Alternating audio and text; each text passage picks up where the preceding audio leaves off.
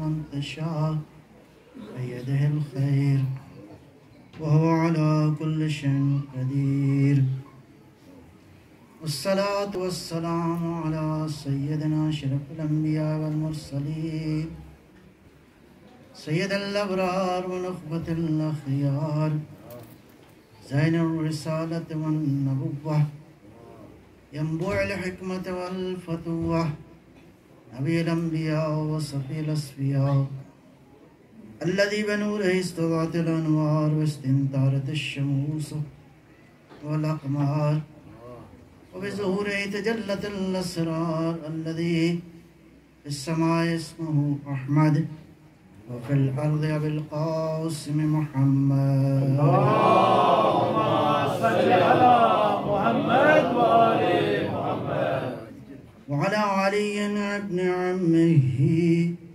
كاشف غمه سيد الأولياء والأوصياء أسد الله الغالب غالب على كل غالب الذي حبه فرض على الحاضر والغائب مولانا بالسبتين أمير المؤمنين علي بن أبي طالب اللهم صل على محمد وآل محمد وعلى أولاده الطيبين الطاهرين المعصومين وجزا الله على العباد الداعين إلى الخلق في جميع الآثار والأقطار ذوي المآثر والآثار خير القرون الذين يبين للناس مناهج الحلال والحرام أهل البيت المطهرين من الرجس والآثام ورحمة الله وبركاته أما بعد بسم الله الرحمن الرحيم ولقد صرفنا للناس في هذا القرآن من كل مثل صلوات محمد اللهم صل على محمد وآل محمد اللہ کی ذات بے مثال ہے، اس کی معرفت کے لیے ضروری ہے کہ انسان ایسا آئینہ تلاش کرے، بنائے نہیں، ماشاءاللہ ایسا آئینہ تلاش کرے کہ جو آئینہ بھی بے مثال ہو تاکہ بے مثال سمجھ میں آ جائے۔ اس لیے حکم یہ ہے وَابْتَغُوا إِلَيْهِ الْوَسِيلَةَ، اس تک پہنچنے کے لیے وسیلہ تلاش کرو، بناؤ نہیں، تلاش کرو۔ اگر ہم نے بنا لیا، اگر بنا لیا تو کیا ہوگا؟ بنانے والا بھی ناقص، بننے والا بھی ناقص۔ جیسا انسان ہے ویسے ہی نمونے بنائے گا۔ ارے بھائی تو تو خود محتاج ہے۔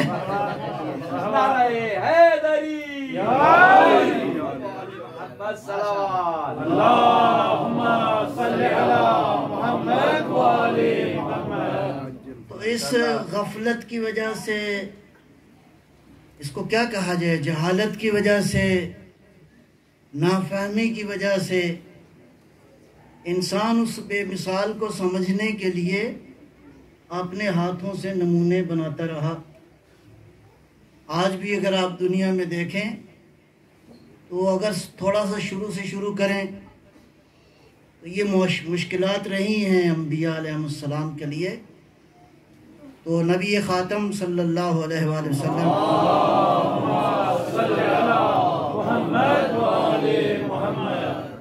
جس معاشرے میں تشریف لائے، یہ نہیں کہتے تھے خدا خالق نہیں ہے، مانتے تھے، اللہ کے خالق ہونے کو مانتے تھے، لیکن شرک کرتے تھے۔ کہتے تھے یہ جو بت ہم نے بنائے ہوئے ہیں اصل میں کچھ قوتیں ہیں جو اس کائنات کو جو ہے اس کی تدبیر کر رہی ہیں، یہ ان خداؤں کا یہ اوتار ہیں۔ جی تو کبھی مڑ کے پوچھا نہیں کہ وہ جو قوتیں ادھر کر رہی ہیں کام، ان کا یہ جو تمہارے ہاتھوں سے بنے ہیں کیا کنیکشن؟ لیکن بہرحال انہوں نے کہا کہ نہیں، یہ ضروری ہے تاکہ ان کے سامنے جھکا جائے۔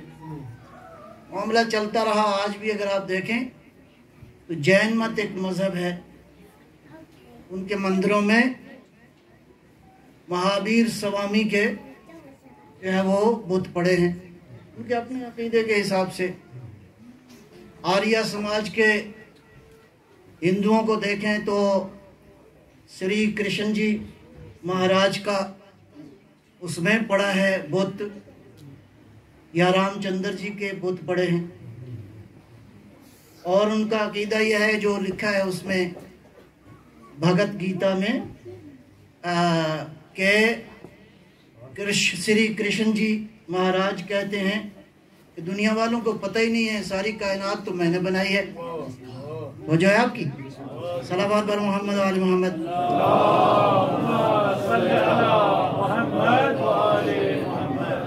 تو پوچھتے نہیں ہو جس کو تم نے بنایا ہے اس نے کائنات کیسے بنائی؟ صلوات بر محمد و آل محمد۔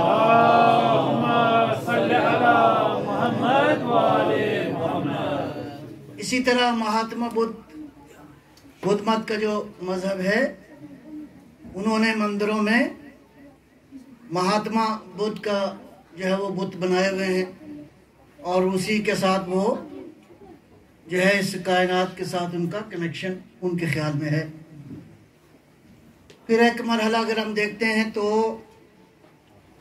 اہل مذہب اہل کتاب میں سے عیسائی حضرات ہیں جنہوں نے نمونے بنا کے رکھے ہوئے ہیں حضرت مسیح علیہ السلام کا بھی، اور حضرت مریم سلام اللہ علیہما دونوں پر درود السلام ہو۔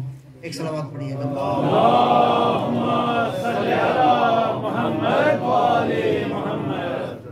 اور چلتے چلتے ہمارے ہاں بھی یہ مسائل پیدا ہو گئے۔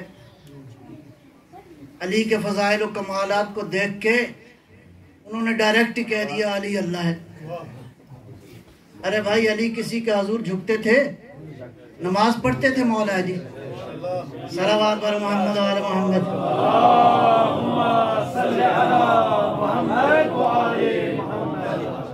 علی اللہ نہیں ہے، مظہر صفات جلی ہے۔ یہ وہ آئینہ ہے جو میں نے نہیں بنایا، اللہ نے خود بنایا۔ صلوات بر محمد و آل محمد۔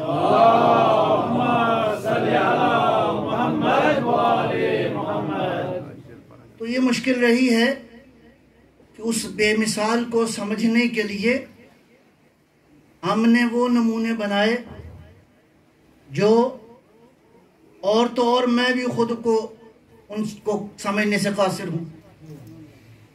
تو پروردگار جو ہے وہ دیکھیں، جب یہ سلسلہ شروع ہوا ہماری معلومات کے مطابق، ورنہ باتیں گہری ہیں اور کوئی پتہ نہیں کہ آغاز کب ہے انتہا کب ہے۔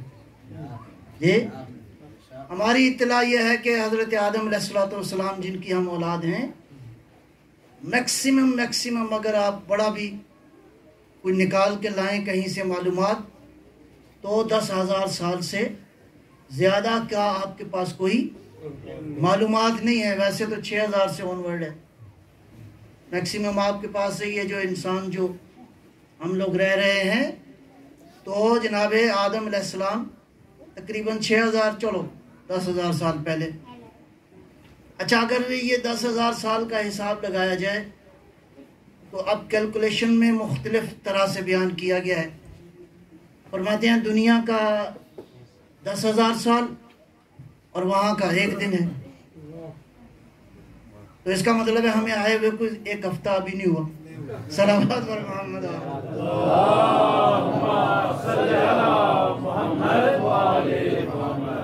اچھا، ایک کیلکولیشن یہ ہے کہ وہاں یہاں کے 80,000 سال اور وہاں کا 1 دن بنتا ہے، اور 1 دن کہیں کھڑا ہونا پڑ گیا۔ اگر 80,000 کی کیلکولیشن دیکھی جائے تو اللہ جانے کتنے گھنٹے ہوئے ہیں یہاں پہ آئے ہوئے، تھوڑا سے وقت ہوئے۔ اچھا، بہرحال آدم علیہ السلام آج سے 6,000 سال پہلے فرض کیا آئے، تو مولا امام صادق صلوات اللہ سلام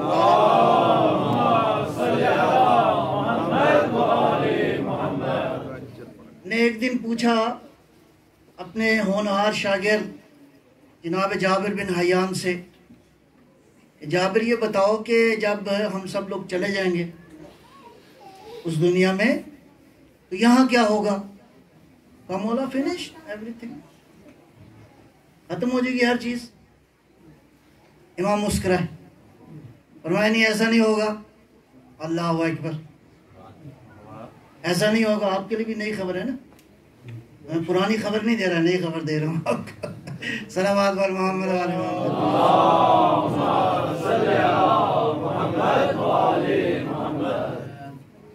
تو فرمایا نہیں ایسا نہیں ہوگا۔ مولا پھر کیا ہوگا؟ فرمایا جب ہم چلے جائیں گے تو اس کے بعد پروردگار کیا کرے گا؟ یہ جو سسٹم جس میں ہم رہ رہے ہیں، یہ زمین، یہ آسمان، یہ سورج وغیرہ، اللہ ان کو نئے سرے سے بنائے گا، اور بننے کے بعد اللہ دوبارہ اس زمین پر مخلوق کو خلق فرمائے گا اور اللہ کی عبادت دوبارہ شروع ہو جائے گی۔ اس کا مطلب ہے اس کائنات میں عبادت رکنے والا عمل نہیں ہے، جاری رہنے والا عمل۔ تو عرض کیا فرزند پیغمبر اس کی کوئی دلیل قرآن سے ہے؟ فرمایا قرآن میں ہے۔ اللہ فرماتا ہے اس دن کیا ہوگا؟ تبدل الارض والسماوات، غیر الارض والسماوات، کہ اللہ اس زمین اور آسمان کو بدل دے گا، ختم نہیں کرے گا، تبدیل ہو جائے گا۔ تو سوال پیدا ہوا فرزند پیغمبر آدم علیہ السلام سے پہلے کیا تھا؟ فرمایا آدم تھے۔ اس سے پہلے کون تھا؟ فرمایا آدم تھے۔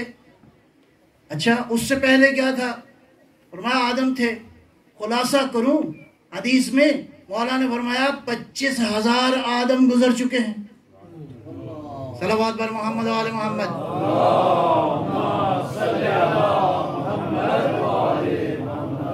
یہ غالباً 1975 کے اراؤنڈ ایک انفارمیشن ملی ہے کہ افریقہ میں ایک مجسمہ دریافت ہوا ہے کسی خاتون کا، وہ 3 لاکھ اور غالباً 2000 سال پرانا مجسمہ ہے۔ تو اس کا مطلب ہے اس زمین کے اوپر اب یہ جو خبریں دی ہیں مولا امام صادق صلوات اللہ سلام اللہ،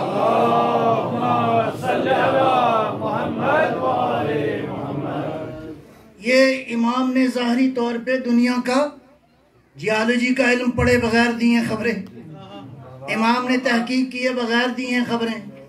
اس کا مطلب ہے ان وسیلوں کو تلاش نہیں کرو، اصل حقیقی وسیلے کو تلاش کرو اگر علم میں ترقی کرنا چاہتے ہو۔ تو بہرحال آدم علیہ السلام کا جو معاملہ فی الحال ہماری انفارمیشن ہے وہ کیا ہے کہ اللہ نے اعلان کیا انی جاعل فی الارض خلیفہ، میں زمین پر خلیفہ بنانے والا ہوں۔ گفتگو آپ کے علم میں ہے کہ ایک مرحلے میں اللہ کا خلیفہ بھی تھا اور فرشتے بھی تھے، تو مقابلہ ہو گیا ایک تھوڑا سا تاکہ امتیاز ہو کہ فرشتے جو ہیں اس خلیفت اللہ کے مقابلے میں ان کا کیا معاملہ ہے۔ تو ایک مرحلے پہ اللہ نے فرمایا انبئونی باسماء ہؤلاء، فرشتوں اگر علم ہے تم میں تو بتاؤ ان اسماء کو۔ تو ان اسماء کا جواب خلیفت اللہ نے دے دیا، فرشتے نہ دے سکے۔ اب فرشتوں کا جواب کیا ہے قرآن کے مطابق، قرآن کی رپورٹنگ کے مطابق؟ قرآن نے کیا رپورٹ کیا ہے؟ قالو، پروردگارہ ہمارے پاس جو علم ہے الا ما علمتنا، ہم تو اتنا جانتے ہیں جتنا تو نے ہمیں عطا کیا ہے۔ اب عزیزان گرامی فرشتوں کے پاس کوئی تھوڑا علم نہیں ہے، کتنا علم ہے فرشتوں کے پاس؟ حضرت جبرائیل علیہ السلام کے پاس کتنا علم ہے؟ اور جتنا علم ہے اتنی طاقتیں بھی ہیں۔ اچھا اس کائنات کے اندر فرشتے ہیں، مثلا ایک فرشتے کو بالکل ایکوریٹ پتہ ہے کہ قیامت سے ابھی تک زمین پہ بارش کے قطرے کتنے گرے ہیں، اللہ اکبر، اور قیامت تک کتنے گریں گے. اچھا بعض فرشتوں کے پاس ہے یہ جتنی مخلوقات آنکھیں جھپکتی ہیں جی، انسان بھی ہیں اور مخلوقات بھی ہیں، اس کے پاس یہ کیلکولیشن ہے کہ زندگی میں آپ نے کتنی بار پلک جھپکی ہے. صلوات پر محمد و آل محمد.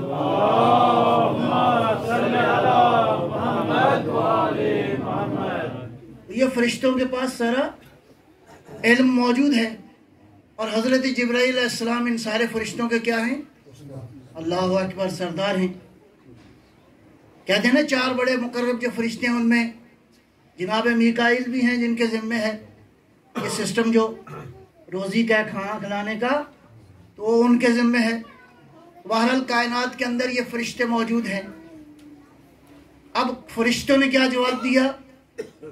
فرشتوں نے جواب دیا پروردگار جتنا تو نے دیا ہے اتنا ہم جانتے ہیں، اس سے زیادہ ہم نہیں جانتے. اس کا مطلب ہے خلیفۃ اللہ وہ ہوگا جس کا علم فرشتوں کے علم سے زیادہ ہو. تو اسی لیے پروردگار نے کیا فرمایا کہ جب میں بنا لوں تو کیا کرو، اس کو سجدہ کرو. آپ سے پوچھتا ہوں فرشتوں نے آدم کو سجدہ کیا یا خدا کو سجدہ کیا؟ بہت ٹیڑھی ہوگی نا، سمجھ میں نہ آئی.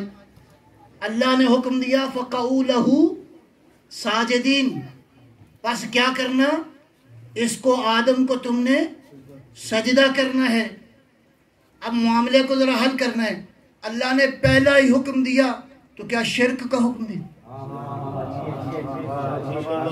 کیا اللہ نے شرک کا حکم دے دیا؟ وَإِنَّ الشِّرْكَ لَظُلْمٌ عظیم. ذرہ برابر بھی شرک پروردگار برداشت نہیں کر سکتا. پروردگار پہلا حکم دیا اور وہ بھی شرک کا حکم دے دیا. نہیں سمجھو پروردگار شرک کا حکم نہیں دے رہا. در حقیقت یہ سجدہ کس کو تھا؟ آدم کو نہیں تھا. آدم بنے کعبہ خدا کو سجدہ تھا.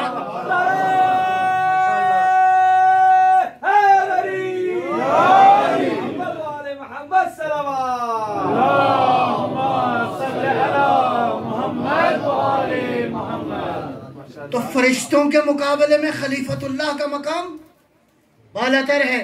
تو اگر خلیفۃ اللہ اس مقام پر ہو تو اب فرشتوں کا میں ترجمہ عرض کروں آپ کی خدمت میں. جس کو اللہ بنا دے خلیفۃ اللہ، جس کو اللہ بنا دے آئینہ اپنی صفات کو دیکھنے کے لیے، جو اللہ بنا دے تو وہ اس قابل ہوتا ہے کہ کائنات کی قوتیں حکم ہے کہ ان کو سجدہ کرو. آئیے زمین پہ آ گئے. اب بت تو بنائے تھے انسان نے. اب پروردگار تیری ہم عبادت کرنا چاہتے ہیں تو کیا فرق ہے بتوں میں اور اس 4 دیواری والے گھر میں جس کو بیت اللہ کہا جاتا ہے؟ کیا فرق ہے؟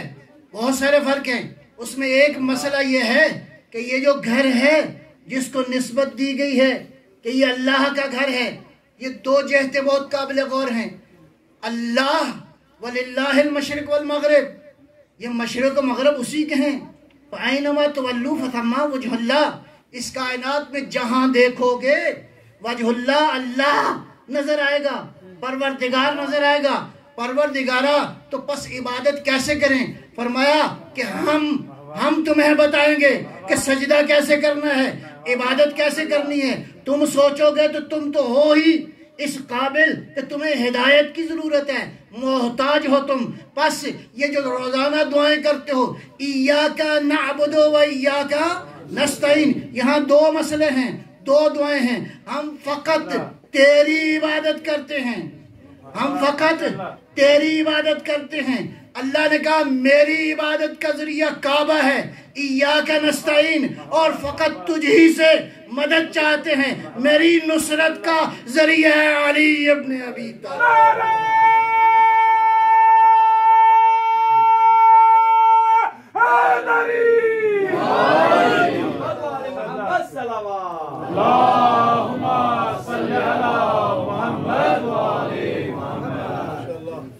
کعبہ کو سجدہ نہیں ہے، کعبہ کی طرف اللہ کو سجدہ ہے۔ علی سے مدد نہیں ہے، علی وسیلہ ہے اللہ کی مدد کا، لہذا علی سے مدد مانگنا در حقیقت ایاکا نستعین کی تفسیر ہے، اس لیے کہ تم ڈائریکٹ مانگ ہی نہیں سکتے، یہ ہے جو ادھر ڈائریکٹ مانگتا ہے تمہیں دے دے۔ محمد صلوات اللہم صلی علی محمد وآلِ محمد۔ ماشاءاللہ۔ بس بے مثال کو سمجھنے کے لیے بے مثال آئینے کی ضرورت ہے، اور یہ آئینہ تم نہیں بناؤ گے، وہ بنائے گا، اس لیے کہ وہ جانتا ہے کہ کون سا آئینہ اس قابل ہے کہ اس آئینے میں دیکھوں تو مجھے اپنی صفات نظر آ جائے۔ صلوات بر محمد و آل محمد۔ اللہم صلی علی محمد و آل محمد۔ اور دیکھو اللہ تو ہر جگہ ہے، لیکن جہت کا تعین ضروری تھا۔ اگر ڈائریکشن کا تعین نہ ہوتا، اگر ڈائریکشن ڈٹرمنٹ نہ ہوتی تو آپ میں سے ہر کوئی اپنی اپنی جہت میں نماز پڑھتا، تو پھر امت نہ ہوتی، پھر انسان کسی ایک جہت میں حرکت نہ کر سکتا۔ فرض کرو لاکھوں انسان کسی ایک جگہ کھڑے ہیں اور عبادت کر رہے ہیں، ہر کوئی اپنے اپنے رخ میں، تو اگر کسی قوم کی، کسی ملت کی ڈائریکشن نہ ہو، لفظوں پہ غور، اگر کسی قوم کی، اگر کسی ملت کی کوئی ڈائریکشن نہ ہو، اور اس کے بعد ڈائریکشن نہ ہو، اور اس کے بعد کیا ہے، اگر ڈائریکشن نہ ہو تو پھر صف بندی نہیں ہو سکتی، پھر صفیں نہیں بن سکتی، پھر لائنیں نہیں بن سکتی۔ جب لائنیں نہیں بن سکتی تو خدا کے دشمنوں کا مقابلہ تم کیسے کرو گے؟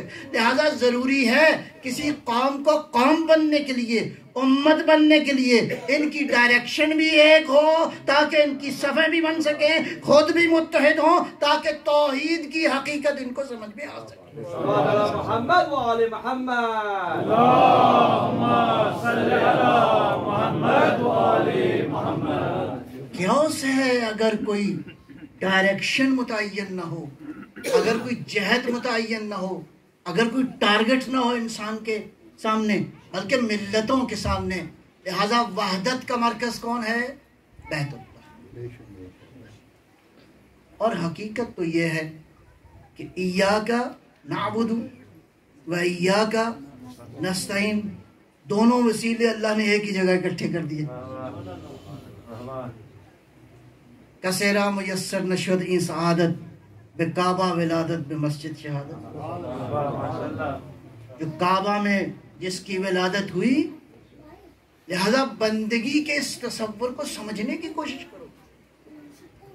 علی اللہ نہیں ہے، اس بے مثال کا بے مثال آئینہ۔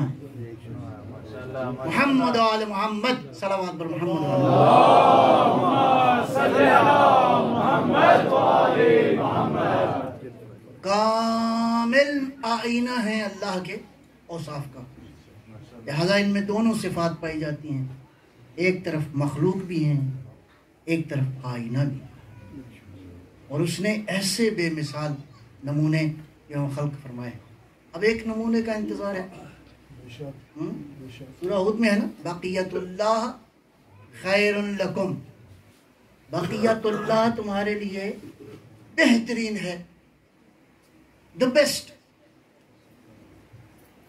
اس بقیت اللہ پہ مفسرین نے مختلف احتمالات دیے ہیں کہ اس بقیت اللہ سے کیا مراد ہے۔ ایک قول یہ ہے ما ابقى اللہ بکم من الحلال، اللہ نے حلال میں سے جو تمہارے لیے باقی رکھا ہے وہ بقیت اللہ ہے۔ وہ ایک رائے ہے، ہم رائے کوئی رائے نہیں دیتے،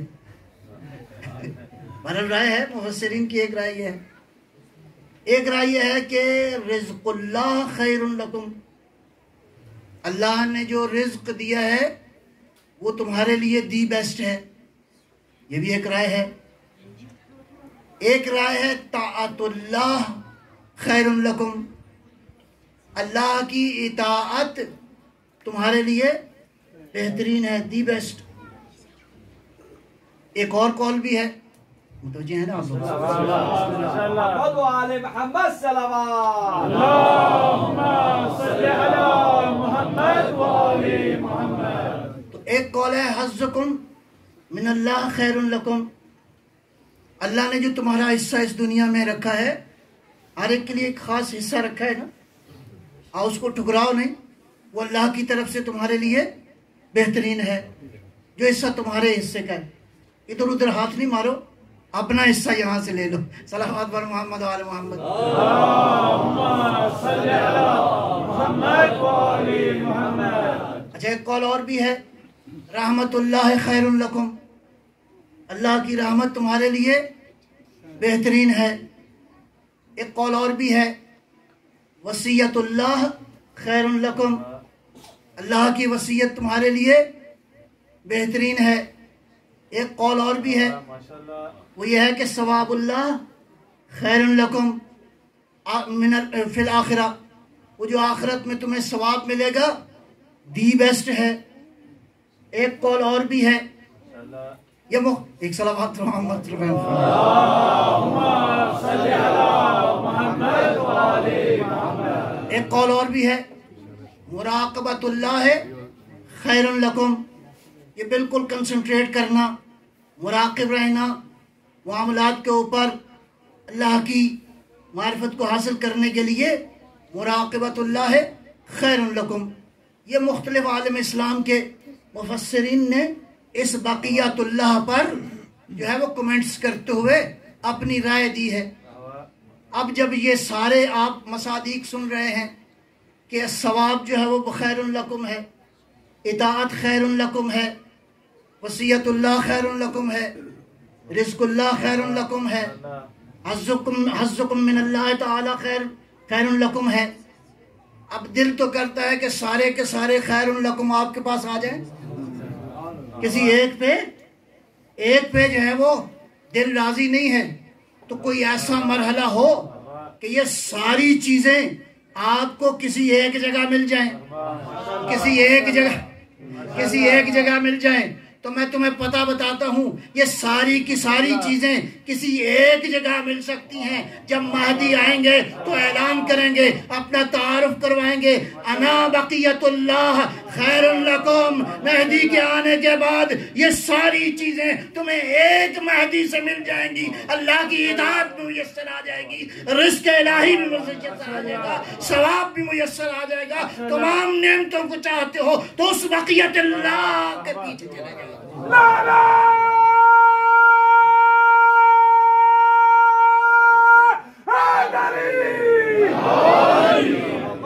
محمد صلوات، اللہم صلی علی محمد و آل محمد۔ ماشاءاللہ، ایک بقیت اللہ تمہیں ساری خدا کی نعمتیں، لہذا بقیت اللہ کا ظہور، یہ ہم جو کہتے ہیں نا اپنے بچوں کو نسل در نسل یہ بتانا ہے کہ مولا جب آئیں گے تو آپ کی پشت پر خانہ کعبہ ہوگا اور خطاب فرمائیں گے، اپنا جو انٹروڈکشن کروائیں گے اس میں ایک جملہ یہ ہے، انا بقیت اللہ، وہ جس بقیت اللہ کو اللہ نے تمہارے لیے محفوظ رکھا تھا وہ میں آ گیا ہوں۔ یہ لفظ ٹکراتے رہیں کانوں کے ساتھ، یہ لفظ ٹکراتے رہیں کانوں کے ساتھ، تاکہ آنے والی نسلوں میں یہ معرفت رہے کہ کوئی آئے گا جو بقیت اللہ کا اعلان کرے گا۔ بس ایک شخص نے نہیں آنا، رزق الہی نے آنا ہے، ثواب نے آنا ہے، تمہارے لیے تمہاری ضروریات کا جو ہے وہ پورا ہونا ہے۔ یہ ساری کی ساری اس کے آنے کے بعد یہاں سے کنیکشن خالی زمینی نہیں ہوگا، ابھی تو تم خالی یہاں پہ اس فضاؤں کے اندر تلاش کر رہے ہو اپنے آپ کو، لیکن جب وہ آئے گا تو دنیا نہیں کائنات کی راہوں کو کھول دے گا۔ اذا فتحت ابواب السماء، اس کے آنے سے آسمانوں کے دروازے کھل جائیں گے۔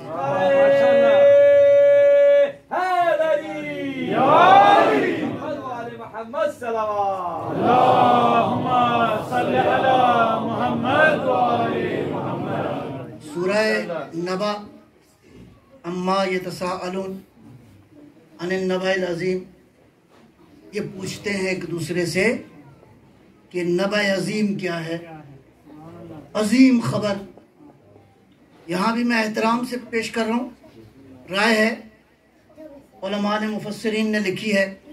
کسی نے کہا قیامت نبأ عظیم ہے. جی ٹھیک ہے، قبول ہے آپ کی رائے، ہم اس پہ رائے نہیں دیتے.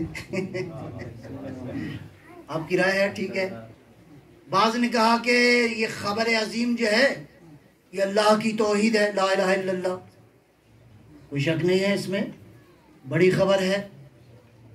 نبی اکرم صلوات اللہ سلام اللہ علیہ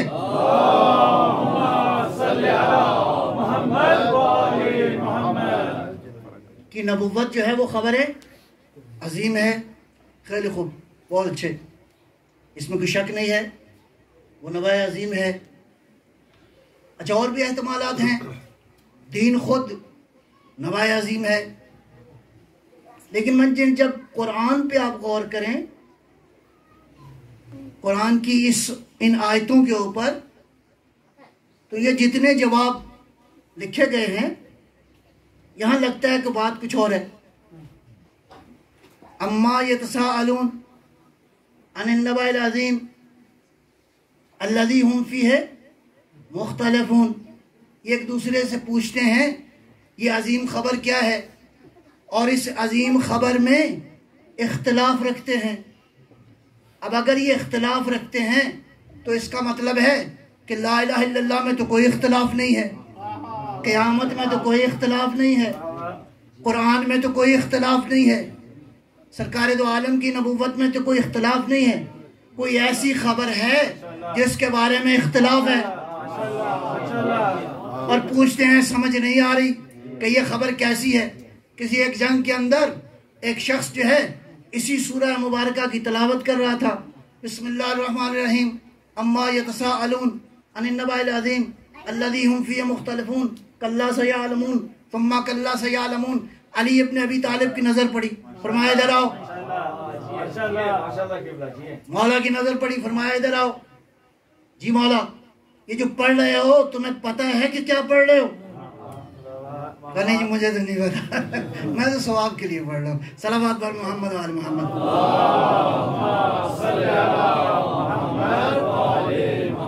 اس سوال کا جواب یہاں پہ ہے.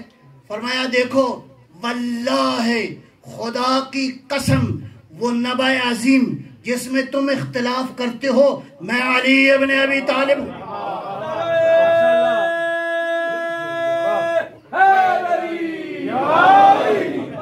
محمد صلوات اللہم صلی علی محمد وآل محمد. نعرہ حیدری یا علی یا علی یا علی مدد حق ہے.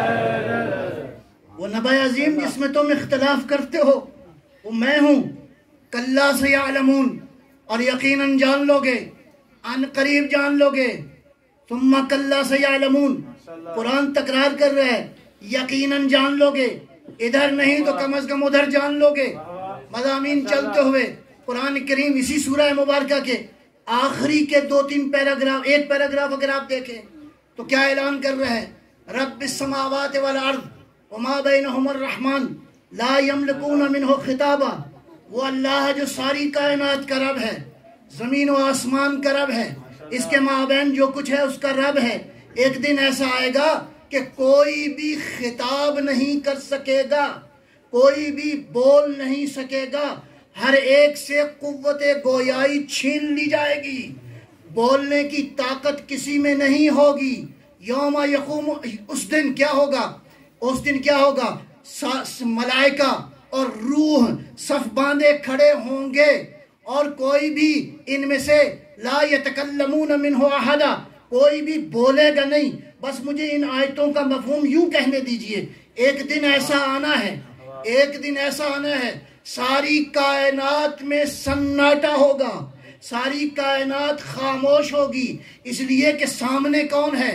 وہ پروردگار ہے جو پوچھے گا لمن الملک اليوم، بتاؤ آج کس کی حاکمیت ہے، آج کس کی قدرت ہے، آج کس کی شاہی ہے، آج کس کی بادشاہی ہے.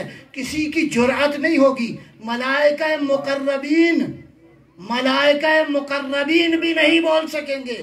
وہ جبرائیل جو اکثر بولتا تھا وہ بھی نہیں بول سکے گا، اسرافیل نہیں بول سکے گا، بلکہ ان ملائکہ سے بلندتر روح وہ بھی ساکت کھڑا ہوگا. اس کی اپنی جگہ پہ ایک تفسیر ہے، جب ساری کائنات کی قوتیں پروردگار کے حضور بالکل خاموش کھڑے ہوں گے، اس ہو کے عالم میں، اس سناٹے کے اندر، اس سکوت کے عالم میں پروردگار اسی سورہ مبارکہ میں کہتا ہے اِلَّا مَنْ عَذِنَ لَهُ الرَّحْمَنِ، اللہ کسی کو اذن دے گا، اللہ کسی کو اذن دے گا. وَقَالَ، وہ بولے گا، ثواب، وَقَالَ ثوابا، وہ بولے گا کیا؟ حق بولے گا، حقیقت بولے گا. اس کا مطلب یہ ہے اس ساری کائنات کی خاموشی کے مقابلے میں کوئی ایسا ہو جس کا جگر اتنا طاقتور ہو، جس کو بولنے کی اتنی طاقت اللہ نے دی ہو کہ کائنات خاموش ہو، وہ بولے گا. اور بولے گا تو کیا بولے گا؟ قال ثوابا، اس دن حقیقت بولے گا، حقائق بولے گا. آگے چل کے قرآن کہتا ہے ذالک الیوم الحق، وہ حق کا دن ہوگا، بولنے والا حق بولے گا، دن حق ہوگا. بس کوئی ایسا ہو جو ہمیشہ حق کے ساتھ ہے اور حق اس کے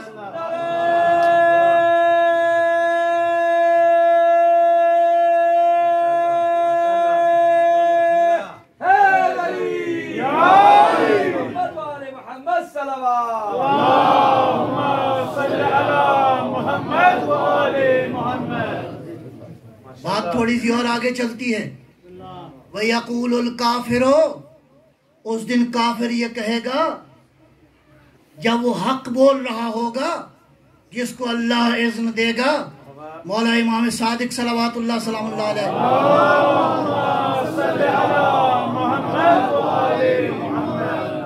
فرمایا خدا کی قسم وہ ہم ہیں جنہیں اذن ملے گا. تو اس دن کافر کیا کہے گا؟ وَيَقُولُ الْكَافِرُ، اس دن کافر کیا کہے گا؟ یا لیتنی، اے کاش میں، یا لیتنی، اے کاش میں، کنت ترابا، اے کاش میں تراب ہوتا، اے کاش میں مٹی ہوتا. ارے بھائی کافر، ابھی کہاں پہ کھڑے ہو؟ مٹی نیچے رہ گئی ہے، اب عالم نور میں ہو. اب جس عالم میں ہو یہ یاد کرے گا اے کاش میں تراب ہوتا. بس گویا ایک اندر میسج ہے، جب دیکھے گا ابو تراب کو کہے گا اے کاش میں تراب.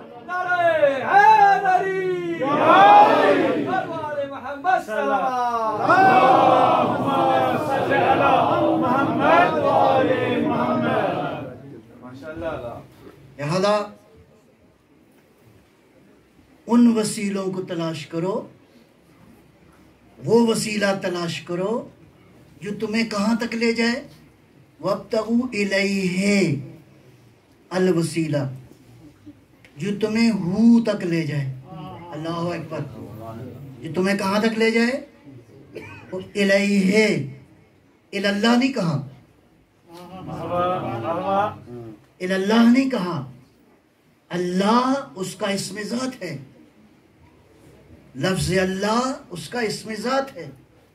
اس کی حقیقت کیا ہے؟ قل ہو، وہ ہو ہے، وہ آشکار نہیں ہوا، ایبسولوٹ ہڈن ہے.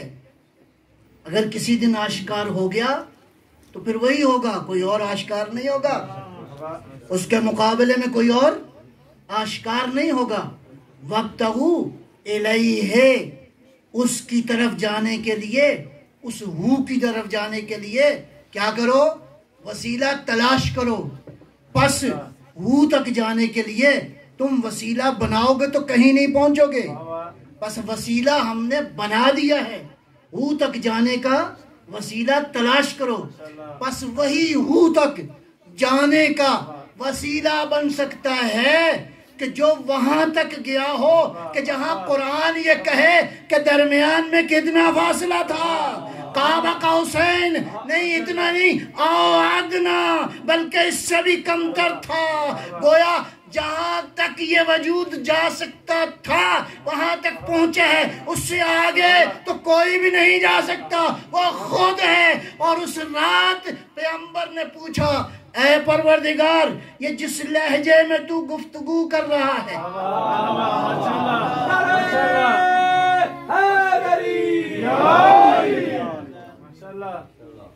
یہ جس لہجے میں تو گفتگو کر رہا ہے، پروردگار گفتگو ایجاد کرتا ہے، وہ جس کو چاہے حکم دے وہ بولنا شروع کر دیتا ہے۔ وہ ہماری طرح ان وسیلوں کا محتاج نہیں ہے۔ اللہ نے اپنے نبی سے گفتگو کی، اپنے حبیب سے گفتگو کی، اور گفتگو ایسے خوبصورت اور پیارے انداز میں کی، اس لیے کہ لے کے بھی خود ہی گیا تھا، لے کے خود ہی گیا تھا۔ کیوں؟ ادھر سے طلب نہیں تھی، پر طلب وہاں سے ہوئی۔ سبحان الذی اسری بعبدہ، رات کی تاریکی میں لے گیا اپنے بندے کو۔ جب وہاں پہنچا تو روایات یہ کہتی ہیں، پوچھا پروردگار یہ لہجہ تو علی کا لہجہ ہے، یہ لہجہ علی کا لہجہ ہے۔ اب کہتے ہیں، روایت یہ کہتی ہے، آواز و قدرت آئی، محمد میں نے تیرے دل میں دیکھا، محمد میں تیرے دل میں دیکھا، میں نے دیکھا کہ اس دل میں علی رہتا ہے۔ کہاں پہ؟ وہ اللہ جو شرک برداشت نہیں کر سکتا، وہ اللہ جو اپنے تصور کے علاوہ کسی اور تصور کو، آیا ہو سکتا ہے کہ قلب محمد میں خدا کے علاوہ کوئی اور رہتا ہو؟ لیکن روایت یہ کہتی ہے، حبیب میں نے تیرے دل کی طرف دیکھا تو اس میں مجھے علی نظر آیا، اس لیے میں نے بھی کلام وہ کیا ہے جو تجھے پسند ہے۔ پس مجھے کہنے دیجئے، ادھر ذات کبریا تھی، ادھر مصطفیٰ تھے، درمیان میں دونوں کے درمیان جو مشترکہ سرمایہ تھا، جو مشترکہ تعلق تھا، وہ علی ابن ابی طالب کی طرف۔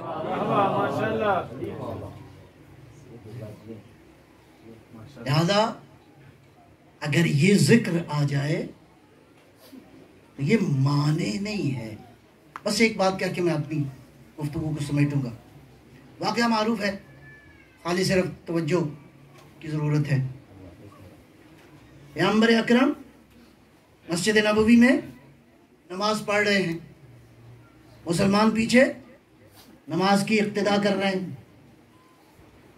اب مسجد نبوی دنیا کی افضل ترین مسجد، وہ زمانہ اپنے زمانوں میں سب سے افضل، نماز پڑھنے والا اس کائنات میں سب سے افضل، جو عمل کر رہا تھا وہ تھا سجدہ، عبادت میں سب سے افضل ترین عمل۔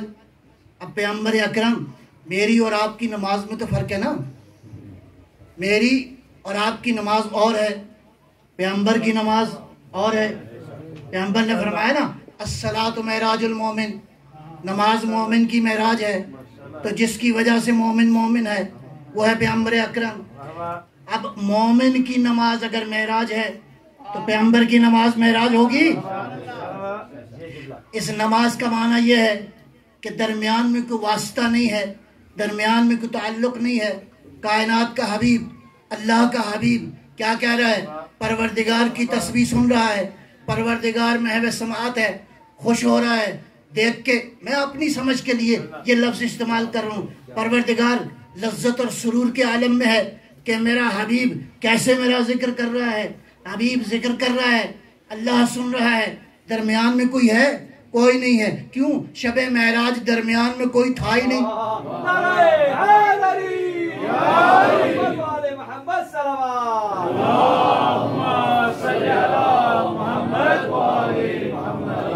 نبی کی نماز تو ہوگی معراج، درمیان میں جبرائیل نہیں ہے، کوئی اور فرشتہ بھی نہیں ہے، کوئی اور نہیں ہے۔ تاریخ یہ کہتی ہے کہ زہرا کا لال، بطول کا بیٹا ٹہلتے ہوئے آیا، آگے پیغمبر کی پشت مبارک پہ بیٹھ گیا۔ اب اللہ معبود اور عبد کے درمیان معراج تھی، گفتگو ہو رہی تھی، کلام ہو رہا تھا، درمیان میں کون آ گیا؟ ایک غیر خدا، ایسے ہی ہے نا، غیر خدا آ گیا، حسین آ کے بیٹھ گئے۔ اب معاملہ یہ ہے کہ یہ گفتگو رکی نہیں ہے، یہ گفتگو رکی نہیں، جاری رہی۔ گویا اگر معبود اور عبد کے درمیان اگر سجدے کے عالم میں بھی حسین آ جائے تو میرا حبیب تسبیح کو جاری رکھو جب تک حسین محمد صلوات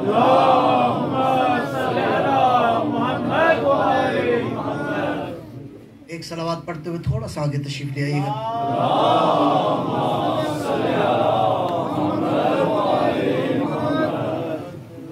بس عزادارو، گفتگو تمام ہوئی، زندگی رہی تو پھر انشاءاللہ یہ سلسلہ جاری رہے گا۔ اور آج جس ہستی کا ذکر کرنا ہے وہ ہے باب الحوائج۔ ایک روز پیغمبر اپنی باہوں میں حسین کو بچپن میں لے کے گئے اللہ کی وحدانیت کی دلیل کے لیے۔ آج کربلا میں حسین انتظار میں تھے کہ میرا علی اصغر اس قابل ہو جائے کہ اپنے مشن کی تکمیل کے لیے دلیل بنا کر لے جاؤں۔ عزادارو، عاشور کی صبح طلوع ہوئی، معرکہ حق و باطل جاری ہوا۔ اس شہزادے کا میں کیا ذکر کروں؟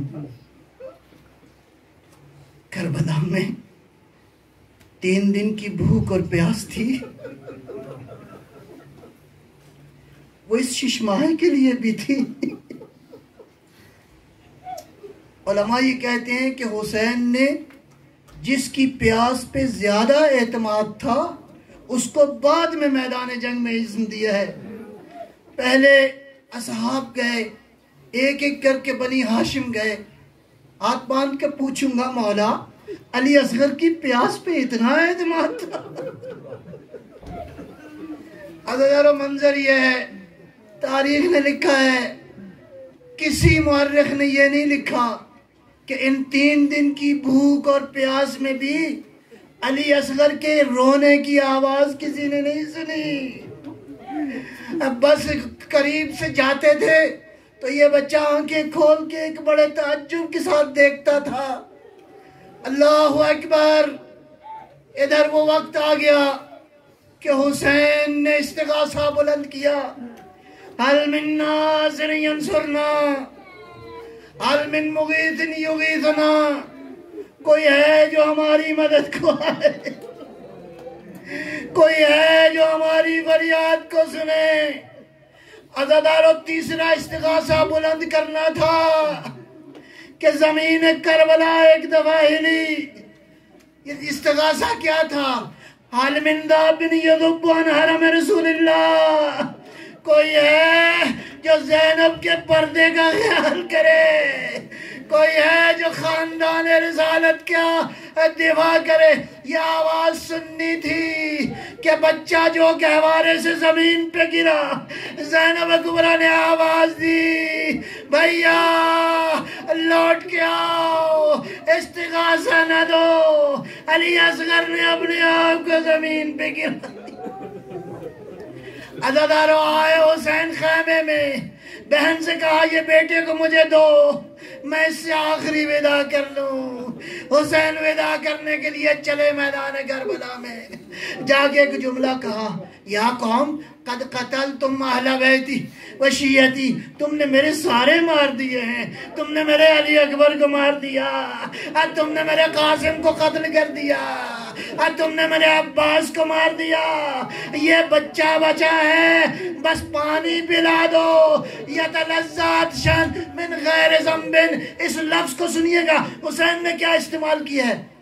یتلذذ کہتے ہیں مچھلی کی 3 حالتیں ہوتی، پانی سے نکالو نا تو زمین سے اوپر کی طرف اچھلتی ہے، یہ پہلی حالت ہوتی ہے۔ اس کے بعد جب اس میں ہمت نہیں رہتی تو زمین پہ تڑپتی ہے، اور تیسری حالت یہ ہوتی ہے کہ یہ مچھلی زمین پہ پڑی اپنے لبوں کو کبھی بند کرتی ہے کبھی کھولتی ہے، اور یہ وہ مرحلہ ہوتا ہے پانی مل جائے تو کوئی فائدہ نہیں ہوتا۔ گویا حسین کہہ رہے تھے ابھی بھی وقت ہے، اس معصوم کو پانی دے دو۔ اس آواز سے کیا ہوا؟ ایک کورام پیدا ہوا۔ عمر صالحین نے ورملا کو کہا اقطع کلام الحسین، اگر حسین بولتا رہا تو یہ فوج تتر بتر ہو جائے گی، حسین کے کلام کو قطع کرو۔ بس کیا کہوں، ایک سے شعبہ تیر آیا۔ اللہ اکبر۔ مقاتل کے جملے یہ ہیں، فَذَبَحَهُ، میری طرف دیکھیے گا، فَذَبَحَهُ مِنْ أُذُنٍ إِلَىٰ أُذُنٍ، علی اصغر کے ایک کان میں یہ تیر آیا اور دوسرے کان سے نکل گیا۔ فَانْقَلَبَ الصَّبِيُّ عَلَىٰ عَيْنِ الْإِمَامِ، علی اصغر نے پلٹا کھایا امام۔ اور سنو گے اس کے بعد مولا امام صادق کہتے ہیں حسین نے، میرے جد نے علی اصغر کے خون سے چلو بھرا آسمان کی طرف، اور یہ خون واپس نہیں آیا۔ عزادار حسین صبح سے لے کر عصر عاشور تک کبھی حبیب کا لاشا اٹھا رہے، کبھی زہیر کا لاشا اٹھا رہے تھے، کبھی قاسم کا لاشا لا رہے تھے۔ علی اس چھوٹے علی کو اپنے ہاتھوں میں لیا۔ روز عاشور کے اعمال میں ہے نا 7 قدم آگے جاتے، 7 قدم پیچھے آتے ہیں۔ حسین پہنچے خیموں کی جانب، 1 قدم آگے بڑھاتے ہیں، آگے جاتے ہیں، سوچتے ہیں اس بچے کو رباب کی گود میں کیسے ہے۔ اللہ اکبر۔ وہ وقت بھی آیا، حسین نے رباب کی گود میں علی اصغر کو دیا۔ ماں نے ایک جملہ کہا، قیامت کا جملہ ہے، دیکھا نا جب بیٹے کے کٹے ہوئے گلے کو، ایک جملہ کہا، حسین پہ اعتراض نہیں کیا، حسین کو تسلی دی ہے۔ قیامت کا جملہ ہے، کہا یا بنیا ام مثلو کا ینہر، ایک ہوتا ہے ذبح ہونا، ایک ہوتا ہے نہر ہونا۔ چھوٹے جانوروں کو ذبح کیا جاتا ہے، اونٹ کو نہر کیا جاتا ہے، او میرا لال کیا تیرے جیسے بھی نہر؟